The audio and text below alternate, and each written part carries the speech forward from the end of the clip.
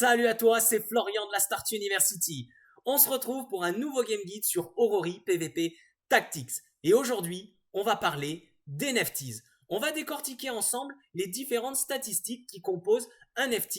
Tu verras, c'est super simple, ça ressemble à la plupart des statistiques des jeux standards. On verra notamment la petite subtilité entre les attaques physiques et magiques, une subtilité qui est encore peu claire, même pour nous, mais on espère avoir plus d'infos dans le futur qui seront release directement par la team d'Orori. On verra également les différents tiers de NFT, ce nouveau système qui a été implémenté très récemment, qui est en corrélation directe avec les statistiques. On en parlera brièvement car il n'y a pas grand chose à dire pour le moment puisque le merge n'est pas encore sorti. On aura ensuite une vidéo dédiée à tout ça en temps voulu. Et pour finir, on essaiera de catégoriser les différents NFT pour qu'ensuite tu puisses piocher dans différentes familles pour créer tes propres compositions. Allez, c'est parti. Allez, on se retrouve sur l'écran de sélection de nos NFTs. Donc, comment est composé un NFTs? Chaque NFTs, il aura 7 statistiques. On aura également pour chaque NFTs une capacité passive, 3 capacités spéciales et un ultime. On va pas trop s'intéresser aux capacités aujourd'hui puisqu'on va s'intéresser aux statistiques. Et la première chose que vous devez remarquer probablement, c'est cette histoire de pourcentage. Tous les NFT n'ont pas le même pourcentage, donc en fonction de leur rareté, de leur nombre d'étoiles. Ici, là, je suis sur un NFT free-to-play. Tous les NFT free-to-play commenceront à 10% de chaque statistique. Ici, si je prends un NFT, donc NFT, donc là, celui-là, c'est un 3 étoiles. Et donc, je peux voir que mes statistiques, sont différentes. La deuxième chose à retenir, c'est que qu'importe mon pourcentage, ici ou ici, donc mon NFT à 1 étoile ou mon NFT à 3 étoiles, toutes mes statistiques auront toujours une valeur minimum et maximum, qu'importe le nombre d'étoiles. Par exemple ici, mon NFT free-to-play, au minimum, il va avoir 468 points de vie et au maximum, il aura 572 points de vie. Mon NFT 3 étoiles, c'est la même chose. Par contre, on voit que du coup, par rapport à son pourcentage, ses PV actuels donc, sont de 513, qui correspond à 43%, mais pour mon NFT, donc free-to-play, c'est que 479 points de vie.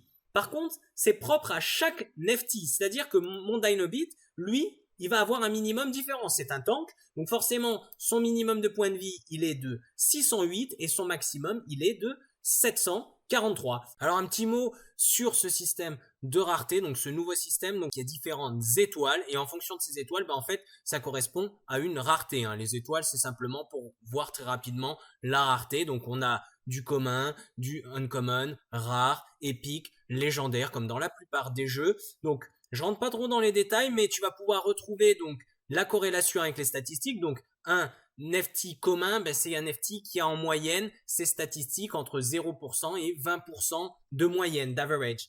Pareil pour uncommon, rare, épique, légendaire, etc. Et là, tu vas pouvoir retrouver le pourcentage de chance lorsque tu utilises l'incubateur. Maintenant qu'on a compris cette histoire de pourcentage, essayons de détailler les différentes statistiques qui composent un NFTs. Donc les points de vie, voilà, j'ai rien à dire, comme dans tous les jeux, points de vie.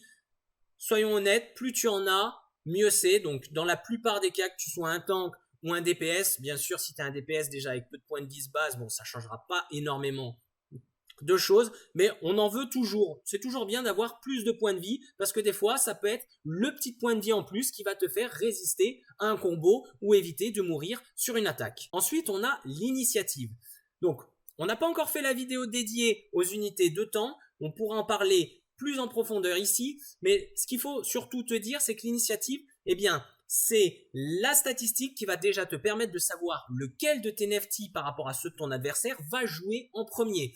Et donc forcément, tu vas vouloir avoir une initiative le plus élevée pour la plupart de tes NFT. Donc PV, initiative, en général, on veut avoir des valeurs assez élevées. Et puis, par rapport aux unités de temps, plus ton initiative est élevée et à chaque fois que tu effectueras une action, ça te coûtera un peu moins d'unités de temps. Donc vraiment, on veut avoir bien souvent une initiative très élevée. Allez, on enchaîne sur la deuxième ligne. Donc là, je vais englober ces deux stats dans la même catégorie. Donc là, on a le PP, donc c'est la puissance physique, et PE qui est la puissance éther.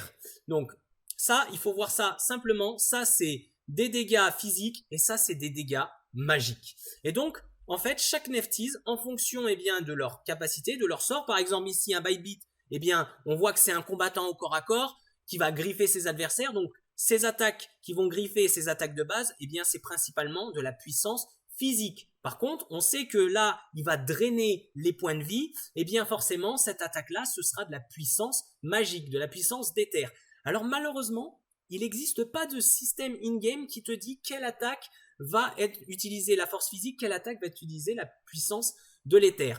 Donc il va falloir un petit peu que tu estimes par toi-même, donc en général c'est assez facile, tu vas te dire, bah voilà, quand tu fais une attaque, là, mon Bite Beat il va griffer, mon Dino il va mettre un coup de tête, mon Shiba il va mordre, mon Zoo il va picorer, et bien forcément on va être plus sur des dégâts physiques. Alors il peut y avoir des exceptions, par exemple l'attaque de base du Deep King, qui est une attaque à distance, elle va être basée sur la puissance de l'éther. Donc tu verras, il y a quelques exceptions. On peut brièvement faire un petit tour, hein, déjà sur ce qu'on sait. Donc ici on est sur des attaques de base plutôt physiques, avec plutôt en magique le drainage, et ensuite je pense, là attention, ça va prendre avec des pincettes, après il y a des petits combos entre le physique et le magique sur certains sorts comme la rupture de ligne ou les griffes insaisissables, bien qu'ici on soit quand même plutôt sur quelque chose d'assez physique. Pareil, ici on est sur du Block Shoy, bah, il fait que des sorts, donc là on est vraiment sur quelque chose qui est entièrement de la puissance de l'éther. Block Shoy par exemple, vous ne voulez pas qu'il ait beaucoup de puissance physique, ça ne sert pas à grand chose. Après, si vous voulez toutes les stats au maximum, bien sûr que c'est toujours utile. Ici on a Dynobate, bah, c'est pareil, la plupart c'est du physique, à voir peut-être pour Bulldozer, je ne sais pas, Bulldozer qui peut être aussi influencé par l'éther, donc là pareil à prendre avec des pincettes. On a Deep King qui lui est full éther, tout ce qu'il fait c'est de l'éther, c'est vraiment que de la magie, donc lui c'est vraiment de la magie. La puissance physique, je pense, influence quand même aussi un peu ses dégâts d'attaque de base. De toute façon, je crois pas que ça soit 100% l'un et 0% l'autre. Il y a toujours une petite influence, mais vraiment sur les sorts là, on va être que sur de la puissance éther. Là, on est vraiment sur une impact minime de la puissance physique. Shiba, lui, ses attaques standards, ben, forcément, c'est du physique. Ses attaques, notamment où il va rugir, ici on pense à son attaque de base, et puis son ultime où il rugit, là on est plutôt sur quelque chose qui est de la puissance de l'éther. Zoo, la plupart du temps on est sur du physique, ici on est quand même sur Rafale Brutale qui est une attaque eh bien, plutôt magique. Pour son attaque plongeon céleste, là je pense que c'est un mixte des deux. Je dirais pareil aussi pour l'attaque et recul, alors faites attention, parce que pour la plupart des attaques, des fois on va avoir l'impression que c'est une attaque d'éther parce qu'elle va faire plus de dégâts. Mais des fois, il y a certaines attaques capacité spéciales qui ont des dégâts perçants. Donc là aussi, il faut faire attention. Donc il ignore une partie eh bien, de la défense de son adversaire. Donc Zoo, on reste quand même sur quelque chose principalement du physique. Number 9, on est plutôt sur de l'inverse. On va être plutôt sur du magique, notamment avec son ultime. Axo Bubble, on est plutôt sur du magique, hein, c'est un support magique, on pourrait dire, hein, que ce soit la bombe à pression. Alors son attaque à distance, elle fait moins mal que Deep King, je pense quand même que ça reste du magique. Et pour Unica, on va être sur quelque chose d'assez physique, donc que ça soit son attaque de base, que ça soit le command play, le contre-coup, et puis même son ultime qui va dupliquer, sauf s'il duplique eh bien l'attaque arc-en-ciel. L'attaque arc-en-ciel, forcément, on utilise la puissance de l'arc-en-ciel, donc on va faire des dégâts magiques. Troisième ligne, DP, DE, c'est aussi simple que ça. Défense, physique, défense, éther. Donc, défense magique. On pourrait dire, là, ici, on est sur de la résistance magique et ici, on est sur de la défense standard, comme dans la plupart des jeux. Donc là, j'ai pas grand chose à dire. Forcément, les tanks, vous allez vouloir avoir un maximum de statistiques. Vous avez certains tanks qui vont être beaucoup plus résistants contre, eh bien, du physique, comme Number 9, qui est très résistant contre du physique, mais très peu résistant contre du magique. Par exemple, là on peut le voir, hein, au maximum il aura 33 d'éther, de défense éther, et là sur du physique il peut aller jusqu'à 83 de défense physique. Bon, et la 7ème stat, alors là c'est super simple à comprendre, PM, c'est le nombre de cases bien sur lesquelles il va pouvoir se déplacer. Donc ici on va pouvoir se déplacer de 4 cases, ici de 3 cases, ici de 2 cases, et puis c'est tout. C'est aussi simple que ça, donc c'est la puissance de déplacement de base. Alors je vous ai fait une petite liste où j'ai catégorisé les différents Nefty. Alors attention, ça reste mon point de vue et je les ai vraiment mis dans des grandes familles. On va revenir ensemble sur chacun d'entre eux. Donc j'ai fait une famille DPS. Ici quand j'entends par DPS, là on est sur du DPS pur et dur, c'est-à-dire qu'on est vraiment sur des gros dégâts, mais qu'on est très fragile. Et c'est ce qu'on retrouve chez Deep King, qui pour moi est un DPS magique essentiellement, donc qui a des très bonnes AOE notamment avec son ultime, mais surtout sur du mono-cible qui a un combo vraiment très dévastateur combiné avec du debuff. Donc ici on a Deep King DPS magique et on a Zhu qui lui est plutôt un DPS physique qui est très très fragile mais qui se déplace rapidement, qui peut aller de partout sur le terrain. Donc on est vraiment sur un DPS qui va attaquer puis ensuite reculer.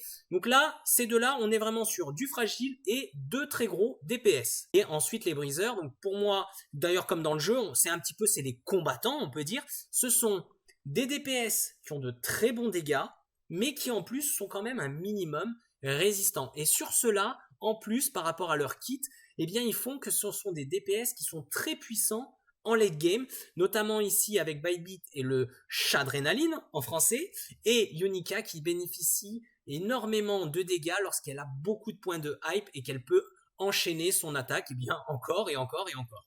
Donc ici on est plutôt voilà, sur des DPS très puissants, donc ils auraient pu être aussi dans cette catégorie, mais comme ils sont un petit peu plus résistants, je les ai mis entre les deux. Donc là après à vous de voir. On a ensuite les tanks.